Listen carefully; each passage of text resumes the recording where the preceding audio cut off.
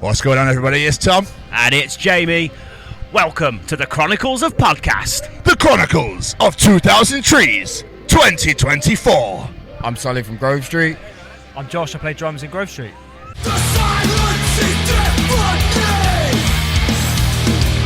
Wonderful. Absolute pleasure to have you both on. Thank you so much for joining us. It's a pleasure. How are your personal Fridays? And sick. Alright. Woke up really early. I missed yoga. I'm livid. Did you actually go to the yoga? Well, I missed it. Like, we meant to go with my girlfriend at 9 and just missed it. I know a few moves. We can do some in a bit. We'll do something. Yeah. I've got you, mate. Who have we seen today? Watched our buddies Cruelty. They Yeah. crushed That was it. sick. We watched Burner. They also crushed it. Had some food. Had a little chat with Roxanne. Talk with you guys. That's it, mate. That's my Friday. I love it. Absolutely love it. How about yourself, Sully? Pretty much the exact same, to be honest. We've been sort of kind of together, haven't we? Saw some cool bands, waiting to see some more bands.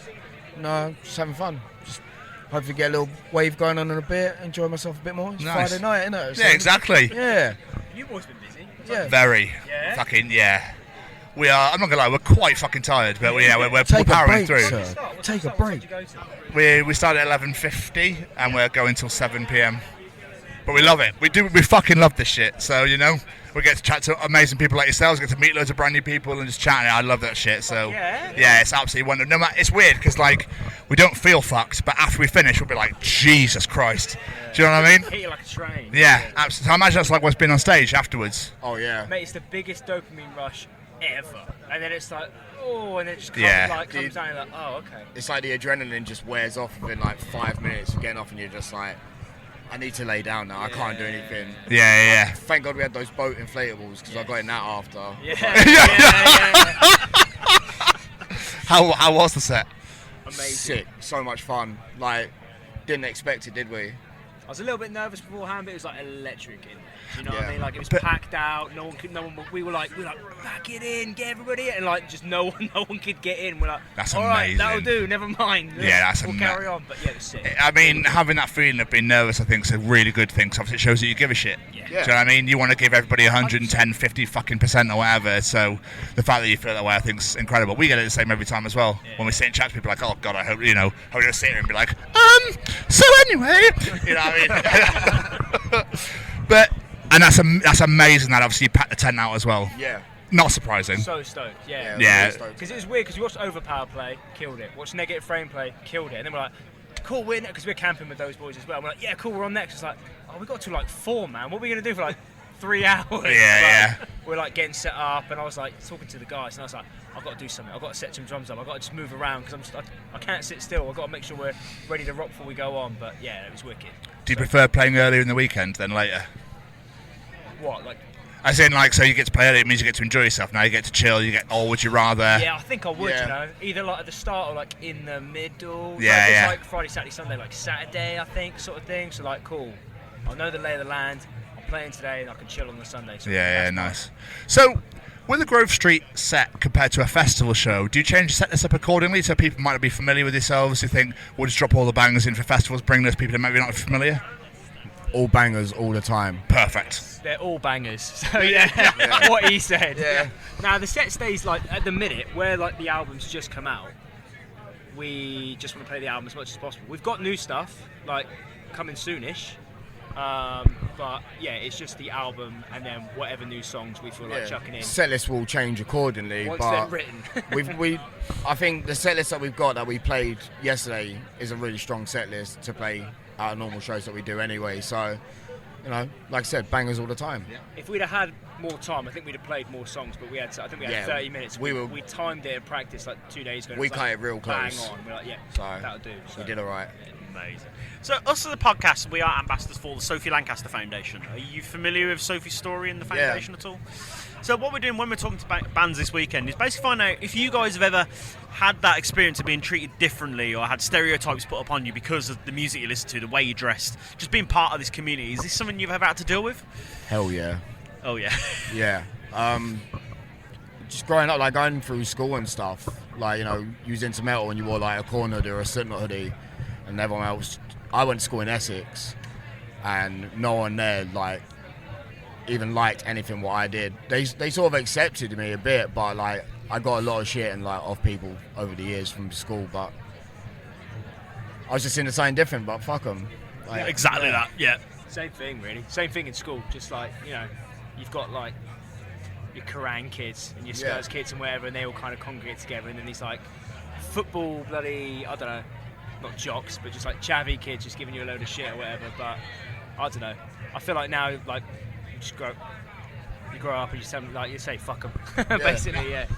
Exactly. Yeah. It does. It's a thing we're learning when talking to people is it's very much school.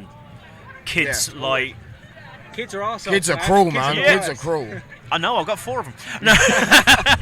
They bully you. Yeah, pretty much. Yeah. That was your Especially choice, the youngest. Go down, you grunger. That was your choice, brother. Sorry, man. That's on you. I will raise you to bully me. Yeah. But looking like now in 2024 against like when we were growing up and what happened to Sophie, do you think it's easier for kids now to be part of this community? Like, or is it still work to do? It's opened up a lot more. Like, you know, within genres of music, it's changed so much. You've got like now like what trap metal and things like that. Like the lines have crossed. You've got Bring the Horizon, who's a massive band that like go out to like every different person. Yeah. So our world, it was more closed off when we were younger, but now it's opened up to a lot more people and it's become more of the norm, which is cool to see.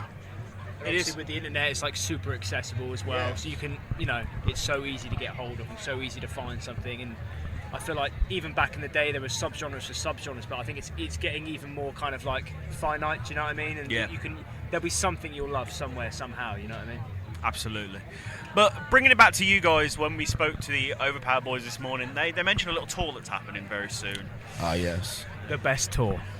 The best tour in the UK right now. It looks so sick. I'm not gonna lie. How excited are you guys for this tour? Very excited for it. Stoked. Yeah, absolutely stoked. Seeing the posters around the festival as well has also Yes. kind of made my day a little bit. I've seen people taking photos of them or like eating food lent up against it. I'm like, yeah, sick. At least someone's getting good use of that poster. Yeah, I think I saw someone throwing up by it. Yeah. Life better. Yeah, that's what we need for a promo shot for it, you know what I mean? I love the idea of, oh, they're playing Liverpool. Oh, I'm free that day. Yeah, pencil it in. That really tickled me. Incredible. Boys, this has been so much fun. Thank you so much for taking time to sit and chat with us. It means a lot. It really does.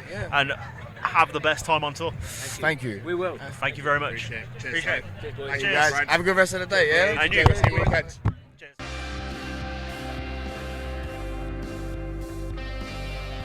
Hello, this is Nikki and Yngve. from Blood Command from Australia and Norway.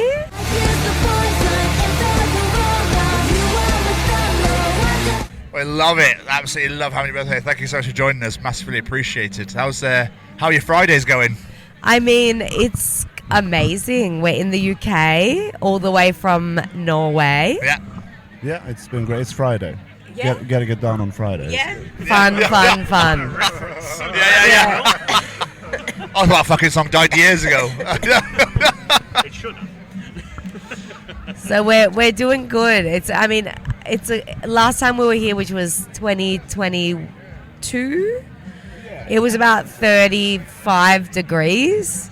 So I think this is a much more British change of pace. I mean, for Australians, it must be like, oh, this is nothing. This is perfect. Whereas us in the UK are like, fuck me, it's hot. But we made the grave mistake of like sleeping in like a 10 person tent, I should say. And it was like 10 of us, like my twin sister and her boyfriend had just come to meet the band for the first time. And they stayed in the tent with us, and they just woke up with like people's feet in their faces because we pitched the tent down a slope. And, a great way to get to know each other. Yeah. Exactly. Good Perfect. bonding experience. Yeah. Excited to play the festival? Not really, no. Why? Yeah, we That's are. Shit, I didn't even know I were here. Our third time here, so it's gonna be. It's Blood Command's third time here. So Blood Command played here in 2017 before I was in the band. Yeah. And then we played here in 2019 22 are now this year. So Tonight, hopefully. yeah, hopefully. Yeah, you know, so we're gonna have a great time today. Incredible. Yeah, absolutely. Looking forward to it. Do you change your set list up accordingly to a festival show compared to a Blood Command show? Yes, we have own festival set for this year, and on the hardcore festivals it's a bit more heavy, and on the pop festivals we put more of the pop stuff in it. Yeah, we take out some of the more electronic stuff that we've put on our most recent album, World Domination, for a festival. Like last week we played a festival in Czech Republic, which was like a metalcore festival, and luckily we took out the more electronic song because it was kind of by accident we took it out though, because our set was only 40 minutes, so we had to cut one song. So, you know, it was a blessing in disguise. But for a festival like this, I feel like people are more down for whatever. Like, there's hipsters, there's metalheads, there's, you know, whoever. Yeah. Not going to say who, but there's random people walking around. So, as a podcast, we're ambassadors for the Sophie Lancaster Foundation. Are you aware of Sophie and her story? Is that the the goth girl who got attacked, killed or something? Yes, that's that's a exactly horrible that. story. Yeah. Oh my god, this is horrible. I'm so sorry. Excuse my ignorance, but I'm not aware of this story. Basically, it's in 2007, Sophie and her boyfriend were walking through a park on the way home from a night out. And they were walking through the park, as I said, and they were attacked by a gang of like 5 kids. And Sophie lost her life. Her Oh my boyfriend was in a coma. God. He unfortunately survived, but his life's never been the same since. And it was simply because of the way they were dressed. Because they were goths. That was it. Oh No my rhyme or reason. They didn't know these people. God. There was literally no other reason for it. So what we're doing as we're talking to people this weekend, because we're all part of this alternative community and family, is this something you've experienced where you've been treated differently because of the music you listen to, the way you dress? I had stereotypes put against you because of that. I mean, you know, respect to Sophie and her family and all the survivors and the victims in that instance. Not to that extent, no. And my heart goes out to her and her family and all the people who are involved. That is absolutely horrific. But yeah, like growing up, of course, like, you know, we were the outcasts in high school, being the ones into the punk music, and then there was kind of a wave where it became cool to like tattoos and like punk, and I was like, fuck you, you're the ones who picked on me. So I praise those people who just are individuals and want to be themselves. Like anybody who wants to be themselves, they should be praised for that. And that story is horrific. It makes me want to cry. I'm so sorry to hear that. That's awful. Ingvar, I don't know if you've got anything to add. I don't have anything to add, but yeah, this is this music scene. It's like the home for all us freaks. Yeah. So. Yeah. Well said. Freaks and geeks, yeah. But like now, obviously that was back in 2007, and when we were growing up, it's a different story. But now in 2024, do you think it's got easier for people to be part of this community and not have so much hatred against us, or is there still work to be done? I guess it's still work to be done, but I hope it's easier. And it seems like alternative culture is more intertwined with mainstream culture now, maybe, than it was then. I agree completely with what Ingvar's saying, especially, you know, as a girl doing it too. Like, even when I started, you know, I was, you know, I was 18 or something, which was many a year ago. I'm 36 now. So it was very different then, being even a girl doing it, you know. So things have really changed for the better. It seems like it's going in the right direction, at least. There's work to be done, but it's going in the right direction. Absolutely. So, bringing it back to you guys, obviously you mentioned your album World Domination came out in September last year. What's the plan going forward? Is there new music on the way? Maybe there is. We love a little tease. Maybe there is. Maybe we He never says, stroking his mustache. Maybe release anything again. We know that we're going to, and there is new music coming. There might be a new. I mean, if there's a mustache to stroke, it would be that one. But there may, as Ingvar said, there may be some new things coming. Who knows? Maybe. Who knows? Many people might care. We can neither confirm nor deny these rumours, then This maybe. is true. This is very true. Maybe we're going into the studio in 2 weeks. Maybe not. Maybe. For 5 days, Maybe 5 days. 20 and something of August till. Anyway, I don't know. Who knows? Don't take it from me. It's a very No. specific rumour. We may, Ingvar may have already written a song, we might have already written the lyrics, but no one can confirm or deny these rumours. Beautiful. Guys, this has been so much fun. Thank you so much for sitting down chatting to us. Means the absolute world. Really do. Thank you so Thank much. you so much. Good handshake. Thank you. Solid handshake. Thank you. Enjoy your set later.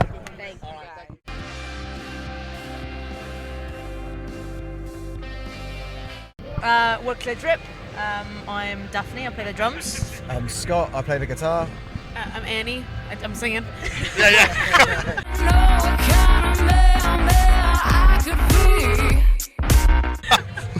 Phenomenal. Thank you so much for joining us. We massively appreciate it. So, how was your personal Friday treating you? Well, for me, I arrived this morning, so a bit more fresh than these two for sure. I'm very excited to play. Just happy to be here. Yeah, Annie and I are struggling a little bit. We got a bit carried away. We said we'd be sensible, we're like, be professional, got to play on Friday, but got carried away. And but you know, that's festival life. It happens at the end of the day. Yeah, exactly. It gets always like, we'll be really good. Wait till we play. Just be really. Fuck. But, Game over. So yeah, it's going to be, we've got to make sure we bring some wild energy now to the set. This is good. I need this. Yeah, let's keep feeding as much as possible. So obviously you're yet to play. Are you excited to? Super excited, yes. I'm nervous. Why? Because I'm excited but nervous, you know, when you get like a little pit in your stomach. Yeah, I think that's a good thing though, obviously, because it means you give a shit. Yeah. So I think that's a good thing to have. If you hear like, yeah, be alright. Don't worry about it. Like, you know. So I know you're gonna go full force, go full into everything. So it'd be incredible. With a CLT DRP show compared to a festival show, do you change up the set list accordingly to, like, if people aren't so familiar with yourself, say you might just drop all the fucking bangers just for the festival set? Is that what you do? Yeah, sometimes we do that, yeah. I think for headline shows it's a bit more, obviously you get more time. Yeah. So we can get more songs in there. Maybe some songs that might be a bit more, just not as heavy. Okay. So for festival specifically for today, we're sort of like rejigged the set list quite a bit. Got a couple of brand new unreleased songs in there. So. Oh yeah. Yeah. What, the lyrics? I'm nervous, I'm scared. I'm excited, it's fine. Okay. Little tequila before we go on. So, as a podcast, we're ambassadors for the Sophie Lancaster Foundation. Are you aware of the foundation and the work of the story? To be honest, No. So, I'll be honest, it's not a heartwarming story. Basically, back in 2007, Sophie and her boyfriend were walking through a park on the way home from a night out, and they were basically jumped by about 5 kids, and Sophie unfortunately lost her life. Her boyfriend fortunately woke up from his coma, and his life has never been the same since. And this all happened simply because they're goths. No other rhyme or reason. They didn't know these kids. They were literally walking through a park on the way home, and that's what happened. So we're sort of talking to people today because we're here at 2000 Trees, we're a big alternative community family. Finding out, have you had this experience yourself, being treated differently, had stereotypes put upon you, just because of the music you listen to, the way you dress, whatever it may be, being part of this community? For me, like more when I'm back in my hometown, like Southampton, like you would get that a lot, but that was very more like, that would be so like, how do I put it? You wouldn't have to stray very far from what is the norm, as it were. Like you could just be wearing white boots, and that would be enough for someone to go, white boots, you twat, or something like that. Or like, you know what I mean? Like something silly, like shouted out of a car. So there's like that. But I think you, Annie, have had, even in, I was going to say like Brighton is much more like easier, like you can get away with just being more like whatever you want to call it, alternative. But you even had some like confrontation. I mean, it's kind of, it's honestly really different. As in, like, I got from Toronto, which feels progressive, and it's a big city, but I've had like things happen. But in Brighton feels progressive, where it's like you get the wrong person or something, you know. I don't particularly dress goth, but like sometimes if I look androgynous or like someone sees some tattoos or like I've got a trans rights tattoo on my leg, which I have a lot of people actually give me shit about sometimes. I had some people like, I guess you could call it gay bashing. I had someone really rinse me for being gender fluid. But it was like a funny thing because it's like you don't really, that's how you perceive someone, right? Yeah. So that was really interesting. I was like, I'm in fucking brain. What's going on right now? I was like, Jesus Lord. But it was really scary. It was quite scary. But yeah, and this happened more than once in my life. But I mean, I come from Greece, a very small town in Greece, and Greece is not very progressive with stuff generally. There's been growing up, like I was very androgynous, very sort of like tomboy, very sort of like just not feminine or like the normal sort of like girly feminine thing you would expect. So yeah, I got loads of people just judging or like going out and like trying to go into a coffee shop and people like look at me from like top to bottom as if like I felt like, is my shirt like dirty or something? I felt so why are you looking at me like that? What's weird about it, you know? And then especially when I didn't cut my hair short for the first time, yeah, people always thought I was a boy. Never thought like to just check. It was always like addressed to me as a male. And in the beginning, I'm obviously being 14, 15, I was like, I'm not gonna correct you because you know whatever. But then when I would, people will go, oh yeah, now that I see your eyes better. Yeah, you look like a girl. I'm like, what are you talking about? Yeah. And then I stopped correcting them because I was like, I can't be fucked to go through this process of like you trying to fake that you give a shit about what you say. So yeah.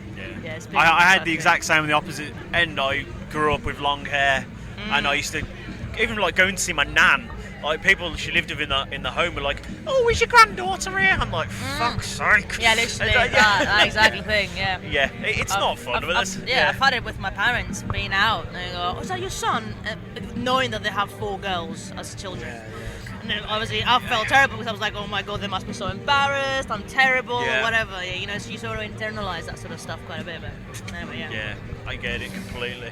But obviously that was back when we were young. What happened to Sophie's 2007. Now you fast forward to 2024. Do you think it's got easier for people part of the alternative community to be themselves, or is there still work to be done? I think it keeps evolving what the issue is. So I'd say like being a goth now is probably much more accepted anywhere. This is my off the top of my head. I'm not saying this is statistically true, but I feel that's the case. But then you've now got things with gender fluidity.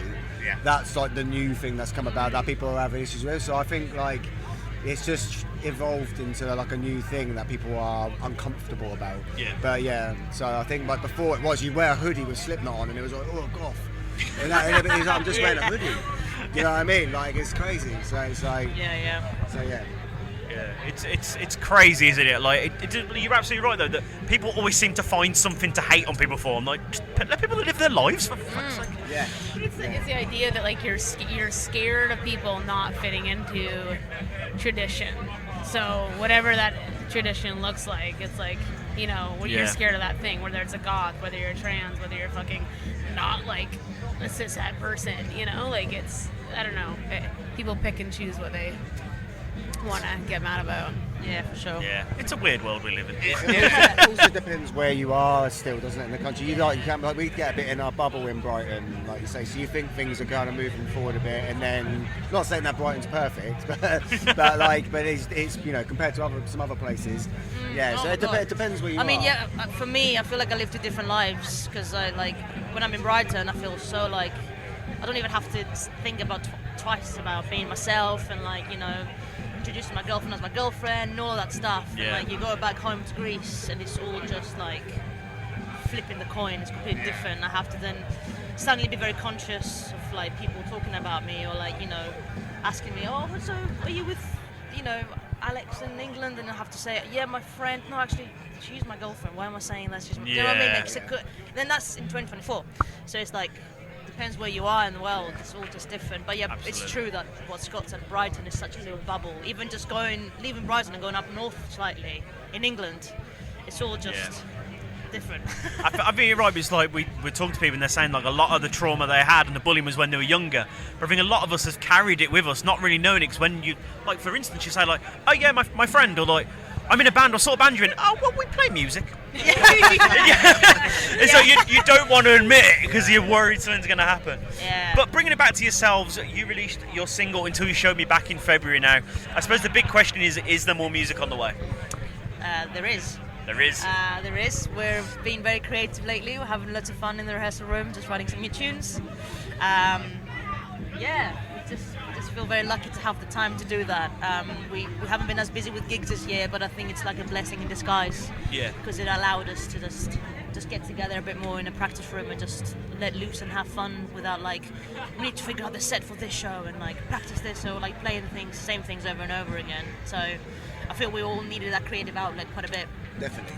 So yeah, there's loads of new music to come. Absolutely wonderful.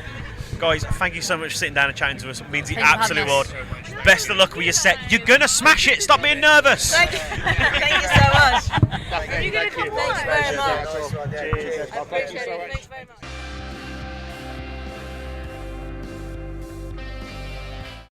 much. So we are Loose Articles. Hi, I'm Erin. I'm Natalie.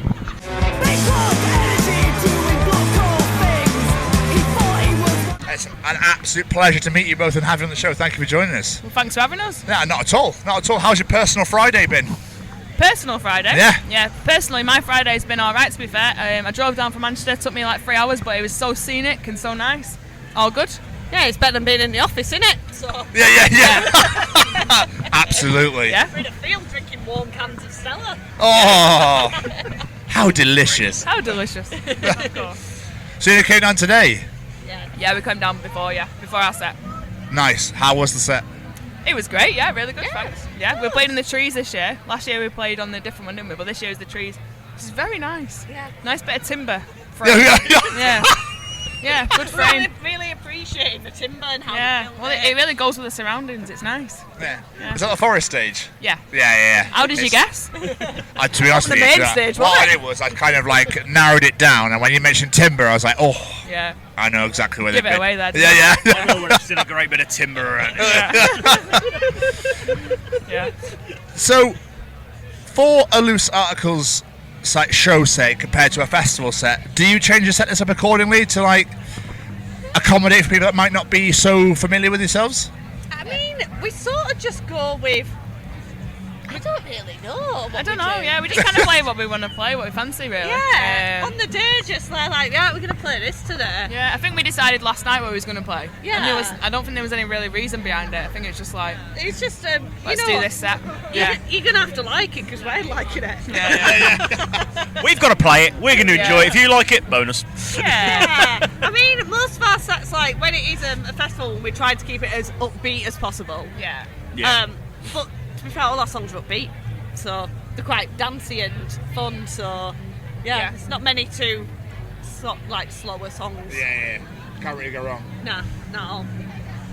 All bangers. All bangers. All bangers, no bullshit. I'll kill Oh, it. I like that. The next album title sorted. So, us the podcast, we are ambassadors for the Sophie Lancaster Foundation. Are you Amazing. I was about We've to had say them in my familiar. school recently because I work in a school and we've had the Sophie Lancaster Foundation in teaching our, I think it was the year 9 kids. So we did like a workshop in our school, so that's good. Oh, that's amazing to Yeah. hear. That is absolutely amazing. But So that's very fresh in my mind actually when you mentioned that. Yeah. So basically, we're talking to people here this weekend because we are obviously, of course, all part of this alternative family.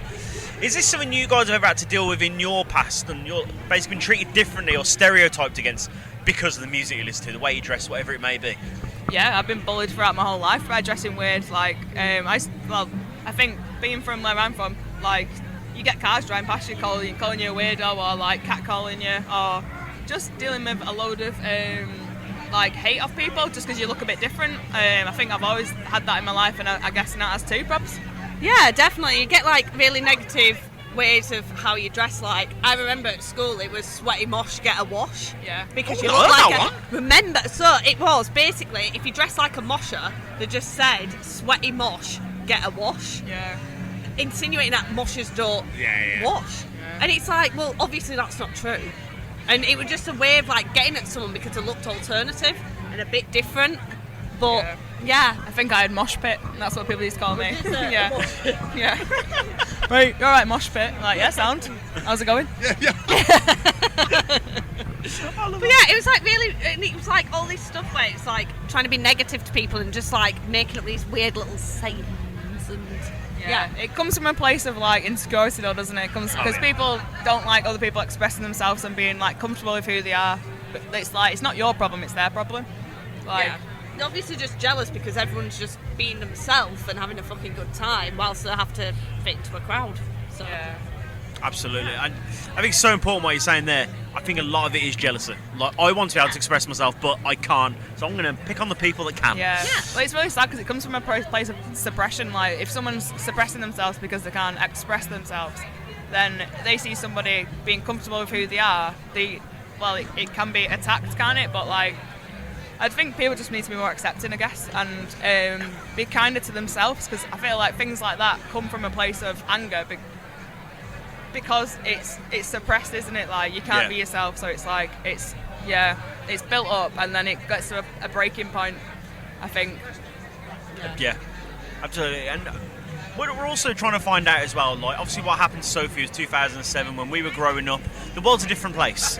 We're in 2024 now. Do you think the world's got more tolerant and accepting and make life a bit easier for people in the alternative community? I would say yes. I think progress has been made in terms of accepting people who are alternative. I guess from my perspective of working in education with young people, I feel like people are a lot more accepting of alternative cultures, just from what I see. But that's my own perspective. I think it has got better since then, but I don't see everything, so I can't speak for the generalisation of the country. I guess it's one of those where, like, from who we hang out with and from you teaching as well, it's like that generation seems to be a little bit more forward thinking. It's the older generation that might not be as but at the same time there's always a few who's not, but there always will be the people who are not on board with it. There's always extremists who have extremist views who, you know, they're just nasty for the sake of being nasty. Yeah, but you have to look at the reasons why they are like the way they are. It's not because of these alternative people, it's because of other things, isn't it? It's underlying issues that they've got themselves, I guess. Yeah, you can't live in a perfect world. There's always going to be issues. Absolutely. The arseholes will always find someone to pick on, unfortunately. Yeah. It's interesting, though, because obviously a lot of answers we've had are saying, like, back when I was in school. So it's quite interesting you got this unique experience. You work in a school. Yeah. So are there kids out there now who are still like we were, like being weirdos, moshers, whatever you want to call it? I don't know what the tagline is nowadays, to be honest with you. Yeah, I think there's still moshers in schools. Definitely, like, I was just going to use the blanket term of moshers, alternative people. I like it. People who like rock music, you know, people who like moshing to music. It definitely still exists, but I feel like they're not targeted as much now. Well, from my experience of what I've seen anyway, it's not like it was when I was in school, I don't think. I feel like people are more accepting of other people, and I think that's great, but I don't know whether that's just my fishbowl view of where I live my life. I don't know. You can't speak generally because I don't know. Of course not, you can only speak from your perspective, but that is wonderful to hear. And it's... I was going to say, I remember you saying to me once about how kids corrected teachers on terminology, in the sense of there was pronouns. Like there was someone who was non-binary, and they, you know, said like he when it was a they or them, or said she, and they said no, miss, the they and them. Yeah. So there's kids actually going out and actually saying, like, correcting the teachers of which is amazing. That's beautiful. I love that. I've experienced that a few times where someone has not used the correct pronouns for somebody, and then another member of the class has said, "Oh no, their pronouns are this," which is basically just giving them the respect that they deserve. And I think it brings a tear to my eye, because it's like, if the next generation are like that, then that's just great, isn't it? Yeah, that's incredible. My daughter did it to me a couple of weeks ago. We were discussing Bambi Thug that performed the Dino Eurovision. I had no idea they were non-binary, and I said she, and she was like, "No, Dad, they go by they, them." I was like, "Okay." All you need is someone to tell you and let you know, and then you won't make that mistake again, will you? Exactly. It's about people holding other people to account, but not in a horrible way, just being like, "Oh no, you've just got it wrong this time," and then I think it's great. Really good. Yeah. It's wonderful to hear, and Yeah. that actually fills me a little bit of warmth, knowing that Yeah. there's hope for the future. Yeah, I know, me too. But taking it back to you guys, you have not long released your single "Are You a Welder?" First thing, fucking great name for a song. But how has that been received? Yeah, warmly, hotly, sparking. Yeah. It's a funny one. It's a funny one because it literally came from like a taxi ride conversation. Conversation. We was in a taxi going somewhere, probably to an after party, and I was with like two of my friends, and one of them was saying to the other, "I always thought he was a welder. Are you not a welder?" But he actually works in he's like an exam invigilator. So everyone was like, "No, you don't do that, do you?" And I did it, but I was just listening to this conversation unfold, and I was like, "Isn't that funny that you put him in this bracket of having this really blokey job, but he doesn't actually do that?" So it's just funny to think about how jobs are gendered and how like culturally we expect like male people to do one job, female people to do another job. Like oh, he can't be doing something like that. He's got to be a bloke. He's got to be a builder or a welder. Like it's just interesting, isn't it? Like how we have this cultural thing of like genderizing jobs. Yeah, you're absolutely right. I've never thought of it that way. Yeah. No. And then you put it behind a really nice dancing beat for everyone to dance Yeah. to get involved. Phenomenal. Oh, this has been so much fun. Thank you so much for taking the time out and chat thank to you us. for having and your us. patience so I could finish my hot dog. Much appreciated. Anytime. Enjoy the rest of your evening. Oh, thanks you too. Enjoy. Thank you so much. Cheers. Cheers. Thank you.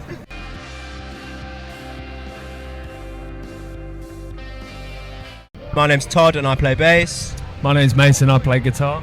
I'm Jack and I play voice.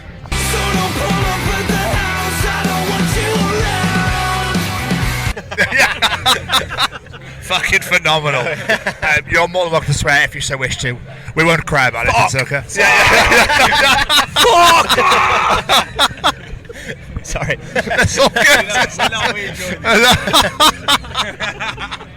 Can't give us that permission straight away. Yeah, sorry. I should have waited. I know. I should have kept that in my back pocket. Just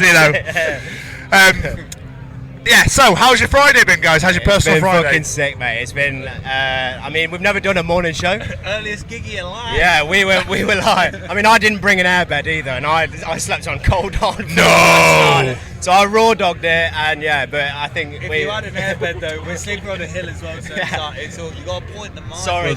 You're in charge, bro. I'm in the zone now. I'm in the zone. Like the mattresses were sliding. It was all kind of messy, but it's been a good Friday, hasn't That's it? been good. Yeah, we've enjoyed it. The show was great. The reception was really good, and yeah, it was fucking. Also, we've never been here before, and it's like blown our minds. It's so like cute, and the vibes are like. I love that everything's like close proximity. Yeah. And it's all like I think that as well gives like a more communal effect to the festival as well. So like everyone feels like a big family in that like small space where you can just go vibe back to something a bit softer, a bit harder, wherever you want to go. And it's like I just think it's great. And you don't need a Gurkha guide. Exactly. So like down when you got what miles? I mean, we still make it possible. We still ask stewards all the time. It's like, where's press? I still have nightmares about walking, trying to find the car, mate. It was like who'd finished? Queens of the Stone Age had finished, and I was going back for one night. No, we didn't live. It was it was my girlfriend's birthday in the morning, so I was like, I should probably go back. Do you know what I mean? Do the boyfriend things, and then come back like for the rest of the day on the Saturday. But God, we went out. Our mates had came for the day, and they'd parked in Guest, and they were like, "Oh yeah, it's over here somewhere." Bro, we were walking for 3 fucking hours. No way. Trying to find the car, and I was like so close to being like, "Get me a fucking get me a golf cart now." These guys, Madonna comes out. He's like, "Right, I need a golf cart immediately." Have you seen this artist pass? I played twice already. No, I was fucking livid, but I got the steps in, and that's what matters. I actually worked out how many steps, how far I went. 27.9 miles. Holy shit! In the mud, which I would equate to like 50. Yeah. Waded. Yeah. So like, all of our quads are looking great. So, Bionic legs. Exactly. It was bad, very, very bad. Oh fuck it. Download, sick. Yeah. Like the experience of like, it was mental for us. Yeah. How was your trees? Trees was even better. Yeah, it was like, I don't know. I've never had it was kind of mad. It was surreal because we've never had kids at our shows, I guess. Like, and I saw like loads of like little rages on their parents' shoulders and shit. It was like kind of nice. It was like we need to bring out like a kids range of merch. PG version of the set. Yeah, I felt a bit bad. I just wanted to do that. I just wanted to go fuck. Yeah, just do your own beeps. Just beep. It was sick. Like, God, our sound guy was like, we played Johnny, and he was like, "Oh, that's the best it's ever sounded." And that was at 11:30 in the morning, so I'll take it out. Did the time concern you slightly? That you're a bit like, oh, is anyone gonna? I guess yeah, because like, for me personally, like I always like to talk all day. Your voice is then warmed up in it. I don't know whether that's a mental thing or I don't know, just but what like, it is. Science. When I wake up, you're like you feel a bit croaky or what, I don't know. But I just tried to talk a whole lot of shit before the show. I think it was like because we had to pick our sound guy up before, so we were all up at like 8, weren't we? And like we'd gone bed a bit late, so we were like just trying to rejuvenate ourselves, I guess. But yeah, we pulled off, so yeah, it was good. Nice, excellent. So compared to a mouth culture show, to a festival show, do you change the set list up accordingly so it's like people might not be so familiar, so just drop all the bangers? We've been doing like kind of a similar set for the past few shows. Okay. And I think that's going to kind of end in the next month because that's when we move on to kind of a lot of the new stuff that we're not going to say too much about right now. Oh, we can give an exclusive. But yeah, the set list we have at the minute is like a mix of old and a mix of new. Okay. And it's really fun for us, so it's cool. Yeah, I think with the sort of variation of songs that we've got stylistically, it's like we always kind of play around a lot with the order and what songs we pick, especially for different festivals and stuff. So I think it plays into our favour really, doesn't it? Because it gives us flexibility. So when we've got like Chuck Fest coming up, we can play a bit more of like an indie side of stuff that we've got out, and like so. Yeah, I think having it tailored really plays into our favour, I guess, for the festival types. I've got a question. Oh yeah. So He's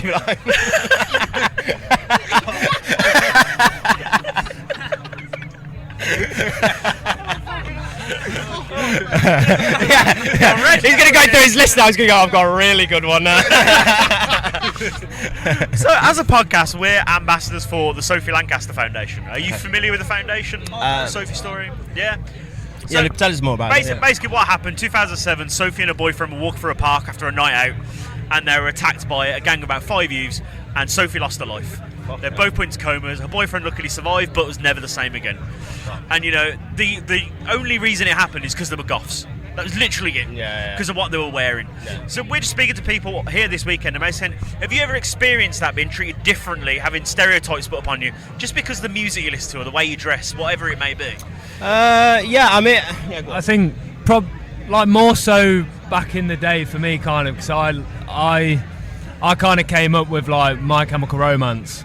So I was like a proper emo back in the day, and obviously like at school and stuff doesn't fly all the time. No. But I don't know, that kind of music, it spoke to me, do you know what I mean? So I kind of like lived in that world for so long, and then it's kind of brought me to here where I feel like I'm kind of doing that I used to love, do you know what I mean? Like I'm playing the music now that I used to love, and yeah, I don't know, I think it's like it's the foundation. Well, when you grow up listening to music and the culture or subculture that you sort of attach yourself to, where you identify, I think it's a foundation to who you are as a person. And like if you're having to change that and have to sort of change your ways to fit a type of way so you don't get treated a certain way, I think Trees is testament to that, in a sense of where you need those havens where you can go to have that sort of family, I guess, because a lot of people, even on a like a core level, some people don't have as much family as other people. So I think they fall to music for that familiarity and that connection. And I think, yeah, it just plays so much more into those types of people's favours, where there's these type of events that you can really feel safe and feel be free and like let your fucking inhibitions go, stop giving a shit what people think, and lose your mind at some music that you really connect with and love. And I think, yeah, so anyone who disagrees with that, fuck you.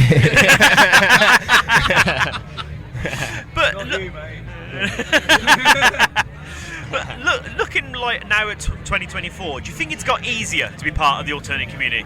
Like, there's less hatred out there. Yeah, I think this is still present because I think it's the nature of humans with separation of like fucking cultures and subcultures that people.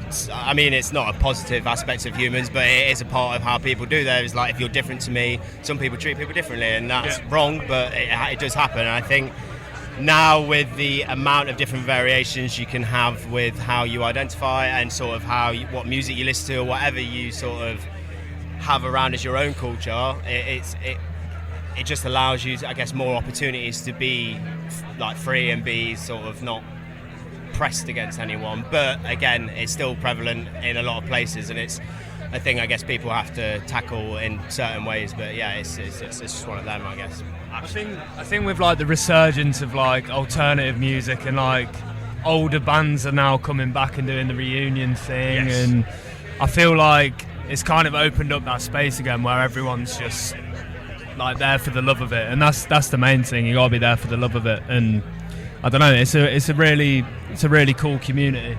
It really is. Cool. But bringing it back to you guys, you released your album back in November now. Is there new music on the way? I do have to have a precursor on that. So on Spotify it is an album, but it is technically an EP. Oh, okay. So that is not honestly, yeah. No. So I understand because we're like, our debut album is like we wanted to have like that's the sort of the identifying thing. Sort it out Spotify. Yeah, sort it out Spotify. I don't think we've actually done anything on our end yet, but when we do, sort it out Spotify. But yeah, sorry. Can you repeat the question for me? Sorry. So you've not long released your EP last November. Is there new music on the way? There is, yes. Do you want to give the date, Jack? Not the date. Or a rough date? Sometime in next month.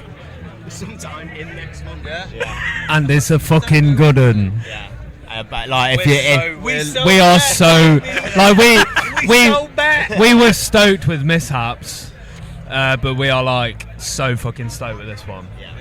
We're just like beyond excited. I can't even put the word to like put it out and to get people to hear it. Well, this is the one off the back of Mishaps. Like, Mishaps for us was such a game-changing record. Like, it opened all our doors for us, and it came out of a shit situation as well. Like, to a point where we didn't know if mouth culture was going to be a thing anymore. I was just because I'm getting decade. We didn't think whether mouth culture was going to be a thing anymore. We were just like writing for us and like what we need. It was like our own therapy kind of thing. We all live with each other, so it was like we were all going through. We had people leave the house, leave the band or whatever. And that record was total therapy for us, for other shit going on in our lives. And just, it's so nice to then go and tour that, sell it out, which blew our minds. It was like, the reception to the whole record in general has just been overwhelming, if anything, in it. It's like crazy. But then, this new record's like wrote off the back of that. And like, after playing sold out shows, it's like, it's a real game changer. And it makes you write differently. And these new songs are just they're kind of festival ready, aren't they, as well? Go on. I was going to say, I think with like Mishaps, it's kind of like our heads are like bobbing out of the water and we're trying not to sink.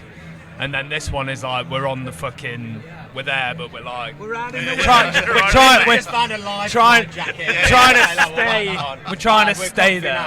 There's still a shark going around, you know what I mean? Yeah. Riding the wave, and then the debut album's going to be when we beach. Yeah. When we get on that fucking yacht. Yacht, baby, yacht. Yeah, we're just riding the wave at the minute. Incredible. Gents, this has been so much fun. Thank you so much for taking time out to chat. Thank you. I really appreciate it. Mate. Thank you so much. Thank you very much. And you. Take it easy. Cheers, guys.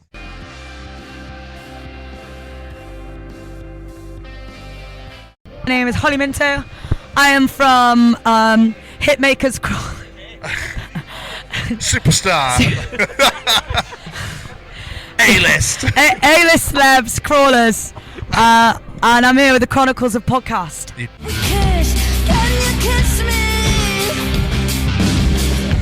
Oh my you're the God. first person to have done that. Babe, someone's got to do it. I know. That's weekend made. We can go home now, mate. Yeah, we're done. It's fine. That's it. You can use that as your tagline. Yeah. Copyright to me. Royalties. It's so cool. Oh, how was your personal Friday treating you? Shit, we nearly died. Can I swear? Yeah, of course you can. Yeah. What do you mean you nearly died? So we were on the M6 and our wheel flew off. Whoa! I'm not even kidding. Our set was 4 songs because of it. Our wheel flew off. We like grinded to a halt. There was a truck behind us. We were this close to literally dying, but luckily there was a layover literally right by where. So we quickly swerved into the layover. But I'm living. We got here, we had to hire 2 cars. Our front of house ran over 3 fields and hitchhiked to get a hire car. And then... No way. Yeah, I did my makeup. Yeah, he's a legend. And then I did my makeup in the car, arrived, did it all in about 10 minutes. Did 4 songs, hits, no skips. And we lived. And you're here to talk to us as well. Yeah. Unbelievable. Dude. Like, fair play. I'm no pussy. I'm going to... Holy, I'll be honest with you, I was not expecting that to come out your face, so... I know, I feel like it's quite iconic, to be fair. Well, it's quite ironic because we have this whole meme with our band because we had a single called I Can't Drive, which is still true. I don't drive. I probably will never be able to drive. But I was like, we're going to put it back on the set list because everyone misses it. It's a proper festival tune. I was like, let's put it back on the set list. Everyone's missing it. But ever since we put it on the set list, things have been going wrong with our vehicles. And I think it's a curse. So I kept foreshadowing like, it's coming back, guys, and all the fans like, yeah. And then obviously we didn't even get to play because we got 4 songs. But we made it, you know. Yeah, and you're still here, and fucking hell, that is, yeah. You've obviously thrown that into the universe somehow. I feel like you're welcome to use that as clickbait. Like, I don't know how. Crawlers nearly died. No clickbait. And here to live to tell the tale. I live. Fucking hell. Well, I was going to say, with your set list wise, I know you're going to play 4 tracks, but for a Crawlers show, do you change your set list up accordingly to a festival? Oh my god, all the time, because we're kind of like, we are, right, so you've got this Venn diagram of like gay pop icons like Chappell Roan, Billie Eilish, and like Phoebe Bridgers vibe. And then you've got like the next one, which is like Nirvana, Queens of the Stone Age, Royal Blood, and we're like in the middle, and our crowd's in the middle, so we go into like very different festival vibes. So we did like Mad Cool like a day ago, and our set list was quite poppy, because obviously we were playing with Dua Lipa like on the other stage, so it's like, okay, popify our set. But then we played Download and we were like, okay, metal.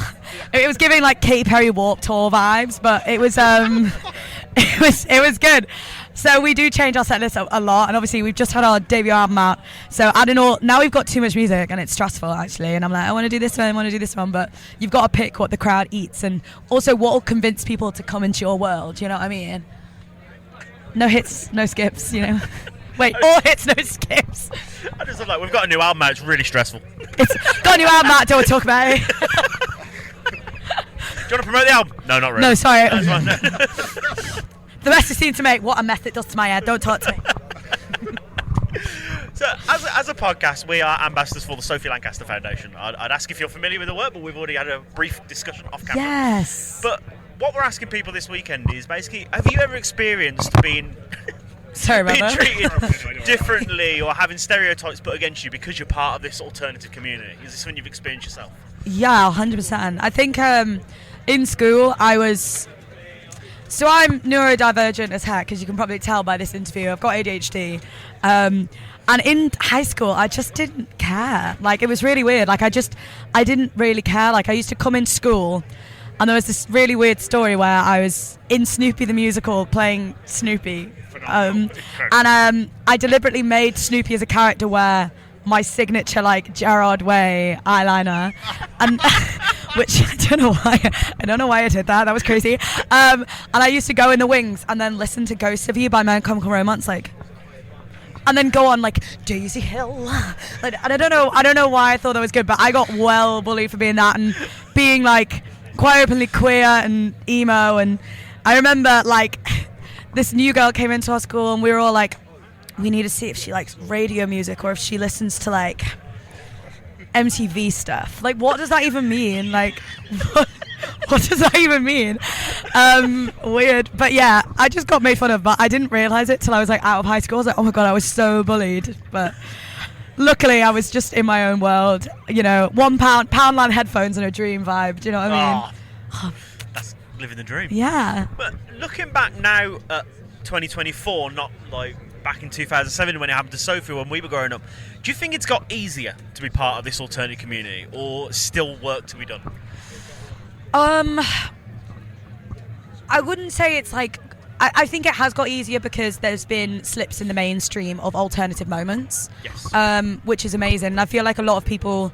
I remember when people were so inside, people decided to kind of delve into like smaller microcultures and kind of delve in and explore those things, which was a really exciting time. And I feel like now I'm seeing all these videos on TikTok like, oh, do you remember when I like thought I was emo? And I was like, yeah, but I bet you were really happy, and I bet you were yourself, and now you're sad. And so I feel like I'm older now, and you discover this thing as an adult where you surround yourself with like-minded people who have all the same mindsets and happy, and then sometimes you go in public and I think, oh my god, I'm so basic today, I'm just so basic, and then you go into public and you're like, oh my god, I'm not, I'm just like obviously so used to my friends who are like basically drag queens. So and then you get odd stares in public and stuff like that, and I'm like, oh my god, yeah, I forget that.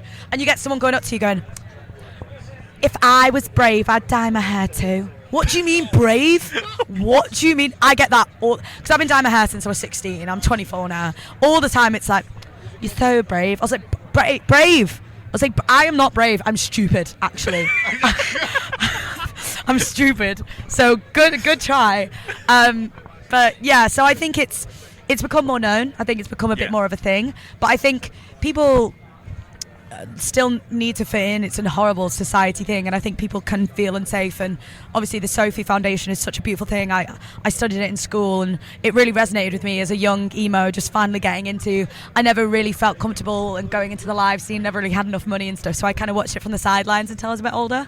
So it meant a lot that we learned about that stuff and how important it is to, I don't know, I think just love each other and not. I think it's mostly that people are scared of the unknown and scared. And that's so sad because the unknown is what's interesting, you know. I don't know. Oh, I like that. So many great quotes coming out this week. In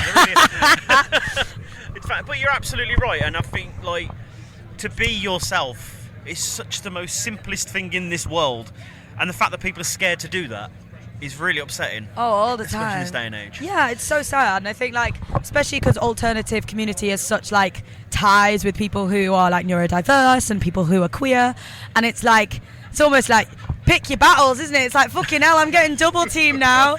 Oh, triple kill. It's like okay, and it's because we love community, and I think that's something that the alternative community brings. It's like this sense of you come to a gig, pick them up.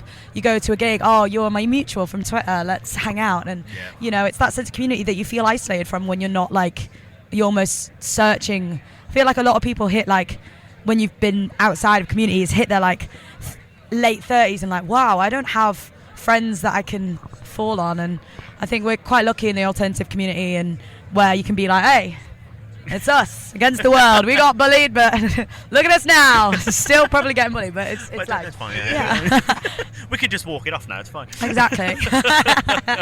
But bringing it back to yourself, I know you got a bit upset about it earlier, but the mess we seem to make, February came out, and what's the feedback been like for the record? It's been crazy. I'm not going to lie, it's been a very tumultuous year. Not just from nearly dying before, but just generally, like, had a lot going on in the internal crawlers world. But the album's been great, and it's been an odd one because we've never done support shows before. So we kind of made a bit of a sacrifice on gaining crowds with this new album before coming back and doing headline shows, because we've done a few one-off shows with some absolute icons, but we've never done a support tour, which is obviously... I grew up watching Warped Tour videos on YouTube and stuff like that, so I've always wanted to do a tour with a band that I love and watch the professionals fucking do it, you know? It's slick, it's cool, and so we've kind of been touring that and gaining new fans from every kind of aspect who would enjoy the Crawlers philosophy, if you would. So, yeah, it's been really great. We've got some amazing things coming out. We've got main stage Reading and Leeds, which is badass. Pendulum and Rene Rap, it's like the Crawlers coin, so it should be really fun. And then headline tour at the end of the year, which no date's been revealed yet. And then we've got another big sports show in America coming up, which is going to be really cool and very exciting. Love it. I love these little teasers. We've got this and this coming up, but we're not going to give you any. I'm not giving details. you nothing. Nothing. Incredible. thank you so much for taking time out to chat to us today. It means the absolute world. Thank you for having us. You guys are doing an Go and amazing try thing and for a forget your great traumatic cause. morning. I know. Can you believe I lived? Like, what a sleigh. You're... I'm appreciative. I'm pleased. I'm too. My mum was like, "Did you live?" I was like, "I'll reply to you after my 4-song set." So, thank you for having us. Us, me in this bottle. Like, what the fuck? But you guys do it for an amazing cause. So, thanks for having us. Thank you. Really appreciate it. Thank you so much. Thank you. Enjoy. And stay alive. Thank you, very guys. much. Thank you. Oh, no worries.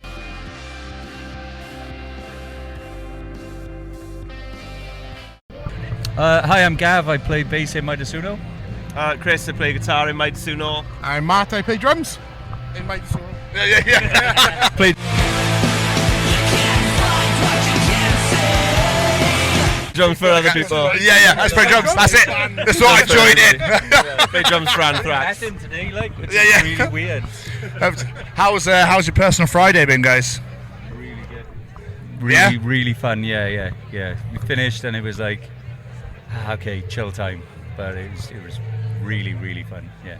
We forgot how much fun it was just playing nice little short sets. Yeah. Just come on, kick everyone in the face. Yeah. Just disappear. Well, not literally. Better for stamina as well in a short set. We're a little bit more grown up and boring these days, but orally with an A, kick them in the face. Yeah. Orally kick people in the face. Yeah. Fucking excellent. So, how was the set anyway? Yeah, really fun. Like Matt was saying, like it's just nice to have a shorter set because we did Cardiff the other day and that was like took it out of us. That was like the first show back and we just realised how unfit we were. Yeah. So it was nice coming to like a half-hour set and yeah, it was great. And we had a friend come up, Jess from Dream State came up and she smashed it. So that was really cool. That's incredible. Yeah, it was lots of fun. Love it. Perfect. I mean, compared to a Midasuno show to a festival set, do you change set this up accordingly to how like if people not aren't familiar with yourself, say? Yeah. It was like we decided on just one new track because we thought like it's a festival set, people want to hear what they know, So yeah, in that sense, and it was let's pick the songs that we know aren't gonna go wrong.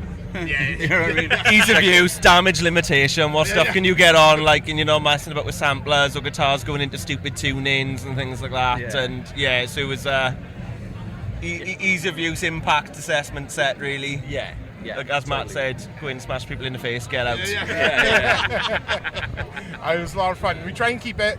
It's difficult because we're playing songs that are like 20 years old. Yeah. You got to try and figure out which of these now are going to work best for you because we've got so much in the back catalogue. Finding the sort of right mix, like Chris said, with not the ones with damage limitation. Yeah. Things where the less that can go wrong, the better. So yeah, and obviously we had a strict, tight sort of half-hour set. So some of the other, the 5-6 minute songs, it's not going to happen today. So.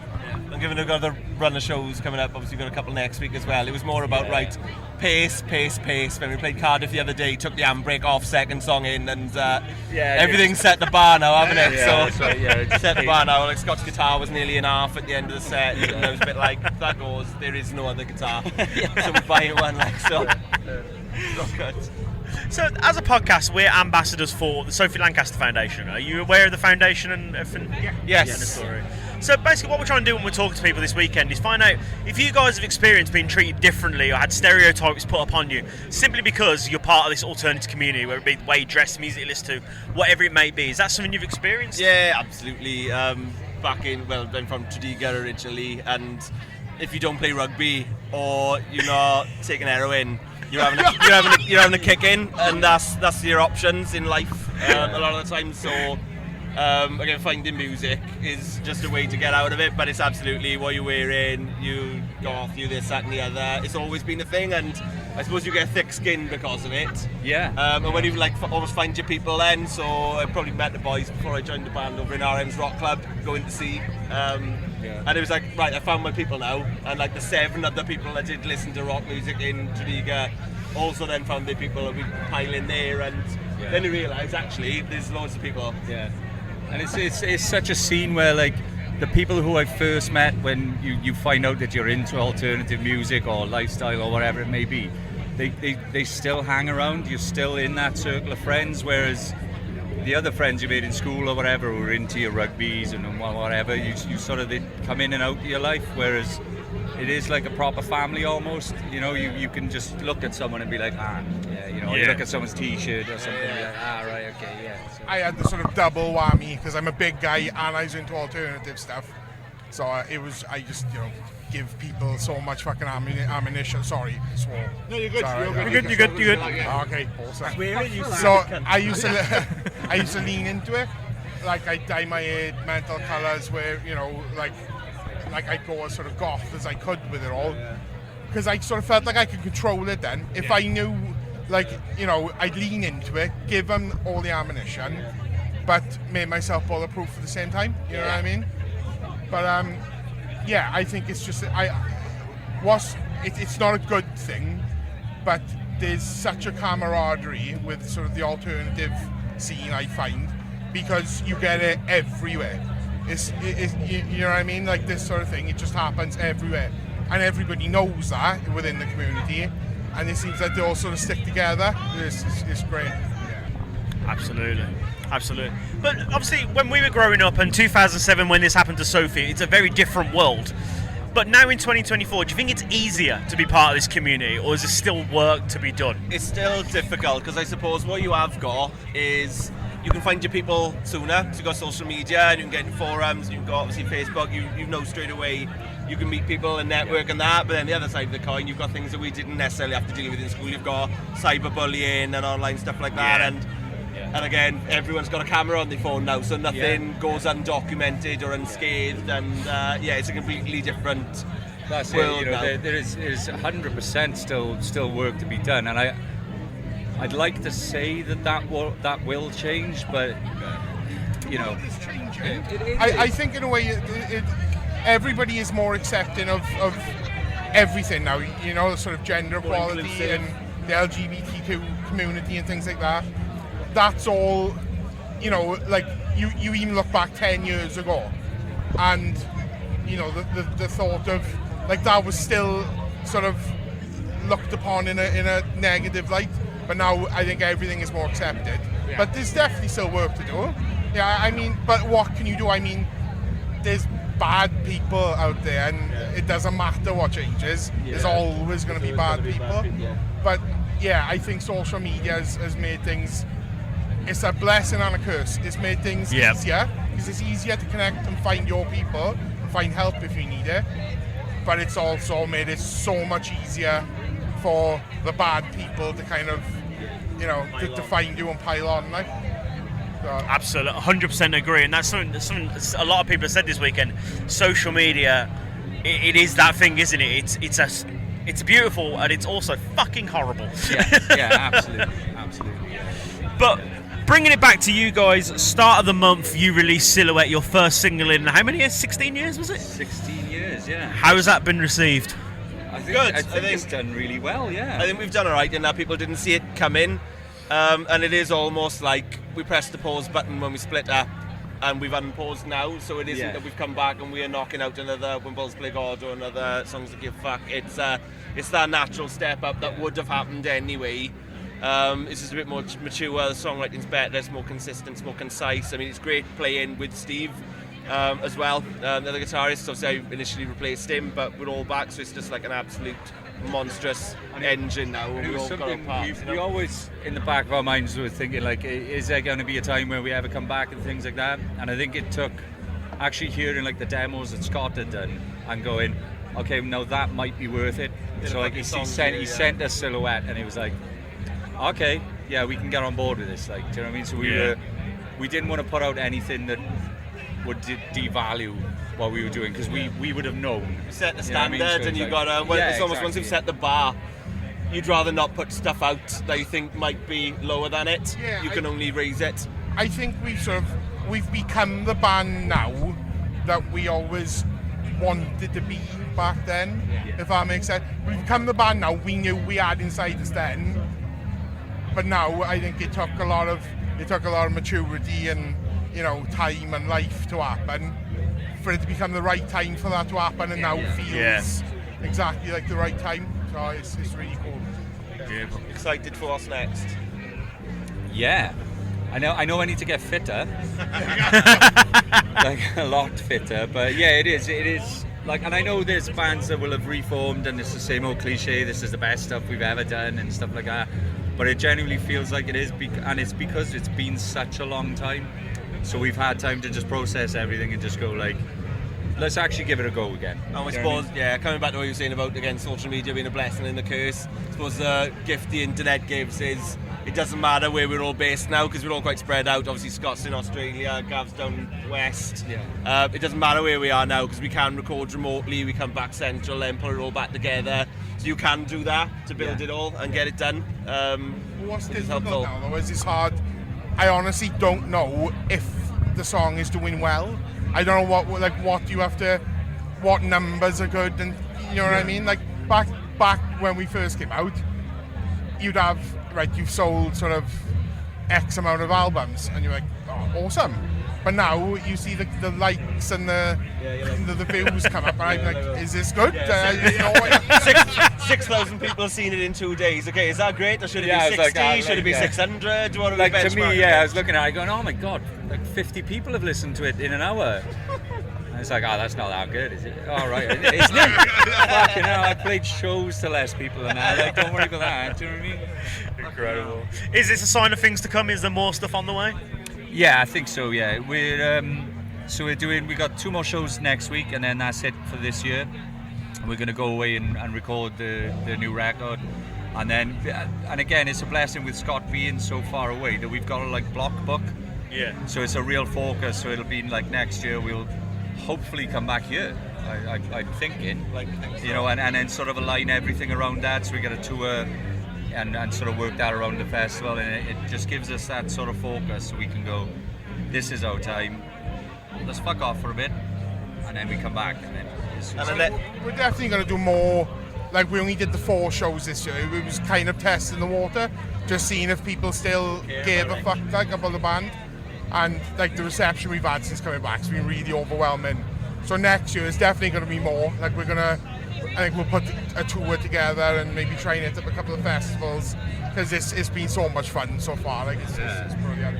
And the next single's already done. It's just a matter of going back in, getting the mix done, and we'll hold that for a bit. And it's about getting the record now over the line and going back in, and we'll build everything around that. And then I think James Hetfield is on jameshetfield@hotmail.com.